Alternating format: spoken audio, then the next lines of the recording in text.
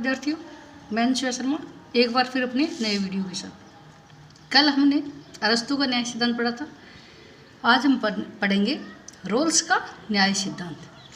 John roles ये दर्शन शास्त्र के प्रोफेसर थे और अमेरिका की जो हार्वर्ड विश्वविद्यालय थे उसमें प्रोफेसर थे। और जो कांट और हिगल ये जो आदर्शवादी विचारक हुए हैं उनके विचारों से ये प्रभावित थे। रोल्स ने न्याय में व्यक्ति की गरिमा को महत्वपूर्ण माना। उन्होंने ये माना कि सबसे महत्वपूर्ण व्यक्ति की गरिमा है। न्याय का जो इन्होंने सिद्धांत दिया था वो उनकी प्रसिद्ध पुस्तक है ए थ्योरी ऑफ जस्टिस। बहुत इंपॉर्टेंट क्वेश्चन है, बहुत पर एग्जाम में पूछा जाता है कि रोल्स ने अपना न्याय का सिद्धांत किस पुस्तक में दिया। तो ये इनकी इम्पोर्टेंट क्वेश्चन है, ये बुक है जिसमें उन्होंने कहा है कि उत्तम समाज में अनेक सद्गुण अपेक्षित होते हैं और उनमें न्याय का स्थान सर्वप्रथम है। यानी समाज में सबसे पहला जो प्राथमिक गुण है वो है न्याय। अगर हम एक बढ़िया समाज का निर्माण कर रहे हैं तो उसमें न्याय का होना बहुत ही जरूरी है। इन्होंने न्याय की एक समस्या बताई थी। वो समस्या क्या है? प्राथमिक वस्तुओं के न्यायपूर्ण वितरण की समस्या। अब प्राथमिक वस्तुएं क्या है प्राथमिक वस्तुएं? जैसे अपने अधिकार, स्वतंत्रता, अपनी शक्तियाँ, अपने अवसर, अपनी आय और संपदा के साधन। तो ये कह रहा है कि न्याय की समस्या ये है कि इन वस्तुओं का हम वितरण कैसे करें, समाज में इनको कैसे बांटे, किसको कितने अधिकार, स्वतंत्रता मिली। तो ये तो है इनकी न्याय की समस्या। अब रोल्स ने जो न्याय के सिद्धांत है उनके निर्माण में अज्ञानता के पर्दे का सिद्धांत का सहारा लिया। बहुत बार प्रश्न इसी से ही पूछा जाता है कि रोल्स का अज्ञानता के पर्दे का सिद्धांत क्या है। तो मैं आपको बता दूं, अज्ञान के पर्दे से उनका आशय यह है कि व्यक्ति को समाज में अपनी वर्तमान स्थिति का पता नहीं है। इसका मतलब ये है कि हम ये जानते नहीं कि हम समाज में कहाँ और किस स्थिति में रह रहे हैं, और ना ही व्यक्ति को ये पता कि उसकी क्षमता और सामर्थ्य क्या है। यानी व्यक्ति एक अज्ञान है, उसकी आंखों पे एक पर्दा चढ़ा हुआ है जिससे ना तो वो समाज में अपनी वर्तमान स्थिति का पता लगा सकता है और ना ही ये पता लगा सकता है कि उसकी क्षमता और सामर्थ्य क्या है। ये है उसकी अज्ञानता का पर्दे का सिद्धांत। किस अज्ञान की वजह से उसको समाज में अपनी स्थिति का पता नहीं है। अज्ञानता व्यक्ति को अवस्रोतता स्थितियों से लाभान्वित होने से रोकता है। ये जो अज्ञानता है ये क्या करती है कि व्यक्ति को व्यक्तित्व विकास के जो अवसर मिलते हैं, जो स्थितियाँ मिलती है, उससे उनको लाभ प्राप्त करने से रोकता है। इस अज्ञानता की वजह से वो अवसर और स्थितियों का लाभ प्राप्त नहीं कर सकता। रोल्स ने बेंथम के उपयोगितावादी सिद्धांत को अव्यवहारिक माना। बेंथम ने एक सिद्धांत दिया था उपयोगितावादी। उसमें ये कहा था कि अधिकतम व्यक्तियों का अधिकतम सुख यदि किसी कार्य में हो रहा है तो सरकार को वो काम करना चाहिए।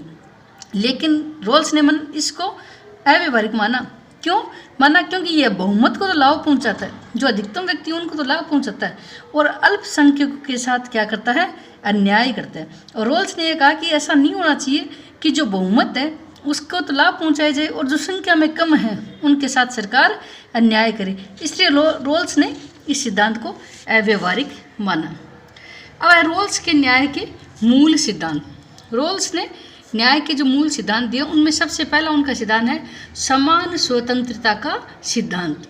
रोल्स कहता है कि प्रत्येक व्यक्ति को ऐसी स्वतंत्रता प्राप्त होनी चाहिए जो दूसरों की वैसी ही स्वतंत्रता के साथ निभ सके। कहने का अर्थ है हम दूसरों के साथ वैसा व्यवहार करें जैसे व्यवहार की हम उनसे अपेक्षा करते हैं। तो जो स्वतंत्रता एक व्यक्ति को प्राप्त होनी चाहिए वैसी ही दूसरों को प्राप्त होनी चाहिए ताकि उनको आपस में परस्पर मेलजोल हो सके।